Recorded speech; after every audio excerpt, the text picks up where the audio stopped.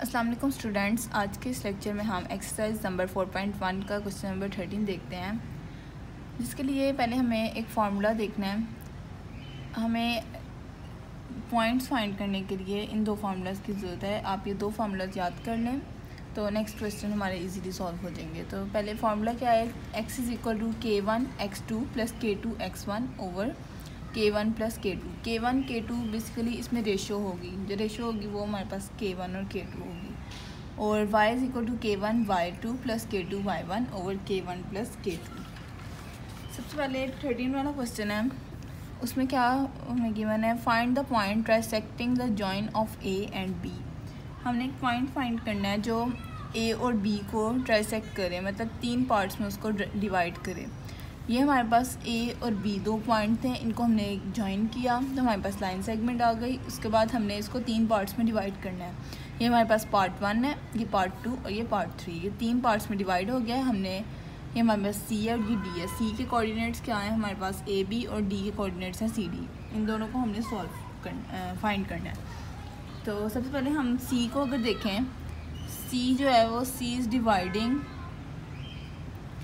c जो है वो a b को डिवाइड कर रहा है 1:2 में। a b at ratio 1:2। देखो c के इस तरफ जो है ये 1 है, 1 पार्ट है, और इस तरफ देखें अगर हम तो 2 पार्ट्स हैं, तो ये 1:2 की रेशो में हमें डिवाइड कर रहा है c को। तो सबसे पहले k1 हमारे पास क्या आ गया, 1 है, और k2 हमारे पास 2 है। ठीक है, ये 1 है k1 और ये k2 2 है। तो सबसे पहले हम a फाइंड कर लेते हैं। a बेसिकली हमारे पास x ही होगा, जैसे इस तरह हमने x फाइंड किया था, a है हमारे पास। फार्मूला क्या है, k1 x2, k1 क्या है 1, x2 क्या है, a b में x2 होगा 6 और k2 है हमारे पास 2 और k1 है हमारे पास -1, x1 है हमारे पास -1 ओवर k1 प्लस k2 है 1 + 2 आ जाएगा, और 1 × 6 6 और 2 × -1 -2 ओवर 1 + 2 3, 4 ओवर 3 आ गया हमारे पास a की वैल्यू। उसके बाद हम b फाइंड करेंगे। b बेसिकली हमारे पास y है, k1 हमारे पास क्या है 1, y2 हमारे पास क्या है 2 प्लस k2 क्या है हमारे पास 2 और y1 हमारे पास क्या है 4 ओवर k1 प्लस k2। ठीक है, 1 × 2 2, 4 × 2 8, 1 + 2 3 आ गया 10 ओवर 3। b हमारे पास आ गया। तो हमारे पास c के कोऑर्डिनेट्स क्या आए हैं, 4 ओवर 3 और 10 ओवर 3। इसके बाद हमने d फाइंड करना है। तो d अगर देखें तो हमारे पास इसकी रेशो क्या आ रही है, 2:1 आ रही है। इस साइड पे इसके 2 पार्ट्स हैं और इधर 1 है, तो हम यहाँ पर लिख लेंगे d is dividing a b at ratio 2:1। अब हमारे पास k1 क्या है 2 और k2 क्या है हमारे पास 1। अब हमने क्या फाइंड करना है, c हमारे पास है फाइंड करने के लिए। d के कोऑर्डिनेट्स हैं ये c और d। तो k1 हमारे पास क्या है 2, x2 क्या है हमारे पास 6 और k2 क्या है हमारे पास 1 है, और x1 हमारे पास क्या है -1 ओवर k1 प्लस k2।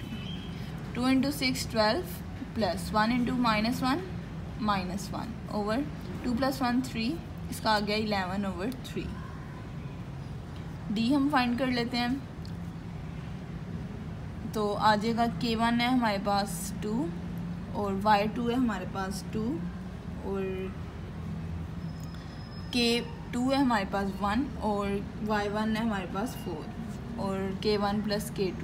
ठीक है, 2 × 2 4, 1 × 4 4, 2 + 1 3, 4 + 4 8, 8 ओवर 3 आ गया। ये हमारे पास d है और ये हमारे पास c है। तो d के कोऑर्डिनेट्स भी हमारे पास आ गए हैं 11 ओवर 3 और 8 ओवर 3। ये हमने फाइंड करना था। ठीक है, उसके बाद क्वेश्चन नंबर 14 है, find the find the point 3/5 of the way along the line segment from A to B। अब 3/5 है हमारे पास, 3/5 मीन्स के ये हमारे पास 3/5 आता है। सबसे पहले हमारे पास दो पॉइंट हैं A और B, तो इनको अगर हम ज्वाइन करें तो हमारे पास लाइन सेगमेंट आ जाएगी। अब 3 मतलब कि 3/5 हमें 5 पार्ट्स में इसको पहले डिवाइड करना है। 1 2 3 4 1 2 3 4 और ये 5 पार्ट्स में डिवाइड कर दिया। अब हमने फाइंड क्या करना है, फाइंड द पॉइंट 3/5, मतलब 3 वाला जो पॉइंट है 1 2 और 3, ये हमने बेसिकली पॉइंट फाइंड करना है। तो अगर हम देखें तो इसकी रेशो क्या बन रही है, 1 2 और 3। इस साइड पे 3 पार्ट, यहाँ से लेके अगर हम देखें तो यहाँ तक 3 पार्ट्स हैं हमारे पास, और यहाँ से लेके यहाँ तक हमारे पास 2 पार्ट्स हैं। तो ये इसकी रेशो क्या बन रही है, 3:2। तो यहाँ पर लिख लें C is dividing AB at ratio 3:2।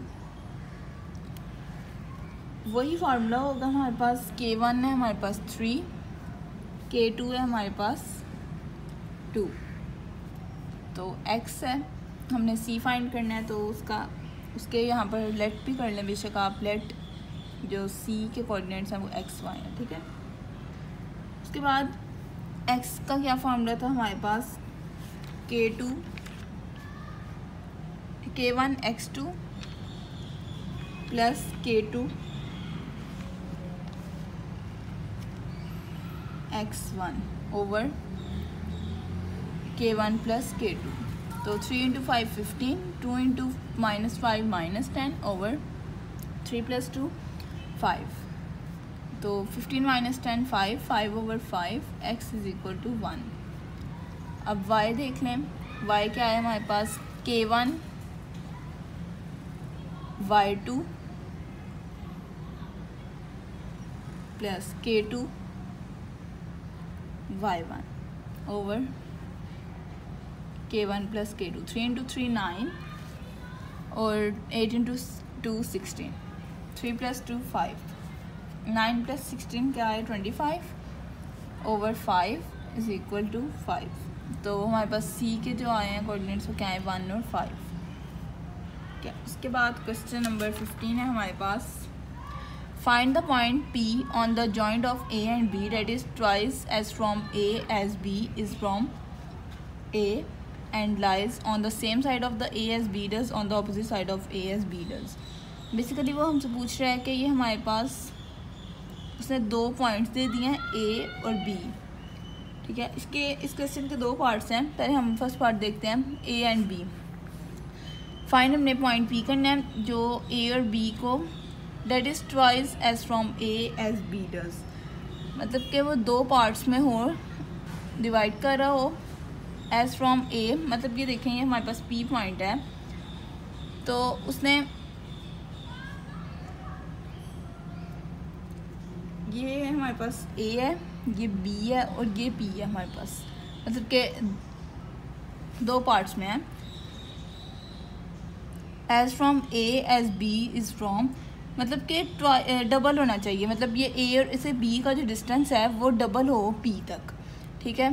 तो एंड लाइज कहाँ लाई कर रहा हो, on the same side of A as B does, मतलब कि दोनों सेम साइड पर हों। और दूसरे पार्ट में उसने कहा है on the opposite side of A as B does। इसकी हम जो लाइन सेगमेंट है वो भी डिफरेंट बनाएंगे, पहले हम A पार्ट देख लेते हैं। तो लेट कर लें, P है हमारे पास XY, और इसमें हमारे मिड पॉइंट वाला फार्मूला यूज़ हो जाएगा, B is the mid point of AP, ठीक है। X क्या है हमारे पास, सॉरी इसमें क्या होता है X1 प्लस X2 ओवर 2 और इक्वल किसके है, 5 के इक्वल है ये। 1 प्लस X = 10, X = 10 - 1, X = 9। अब Y क्या होगा, Y1 प्लस Y2 ओवर 2 = 6, ठीक है। और 4 plus Y is equal to 12, 2 तो जाके मल्टीप्लाई हो जाएगा, और y is equal to 12 minus 4, y is equal to 8। ये हमारे पास p पॉइंट आ गया इसका, 9 और 8। उसके बाद जब उसने दोबारा पूछा हुआ है, ये हमारे पास a पॉइंट, p पॉइंट है ये हमारे पास, क्योंकि उसने कहा है कि ऑपोजिट साइड पे होना चाहिए, a और b की ऑपोजिट साइड पे। ये हमारे पास a पॉइंट और ये b पॉइंट है।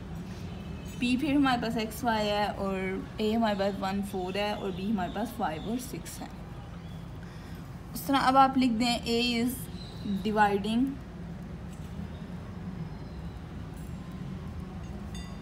pb at ratio 2:1।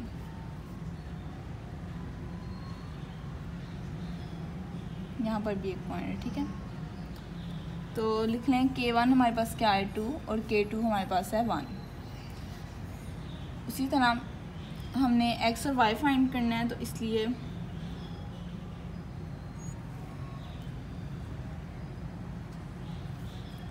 One is equal to,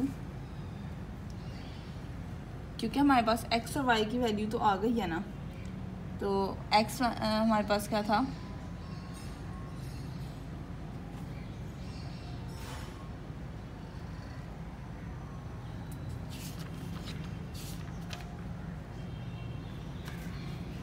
one is equal to 2 5 plus 1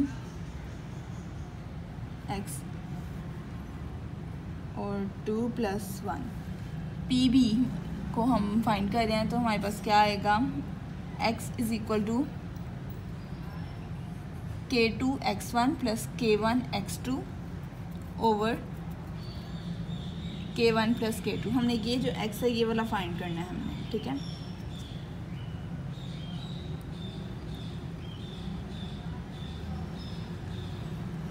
यहाँ पे 2 प्लस 1 3 हो जाएगा, और 2 into 5 10 plus x, 3 is equal to 10 plus x, 10 उधर चला जाएगा, माइनस 10 हो जाएगा, x इज़ इक्वल टू -7।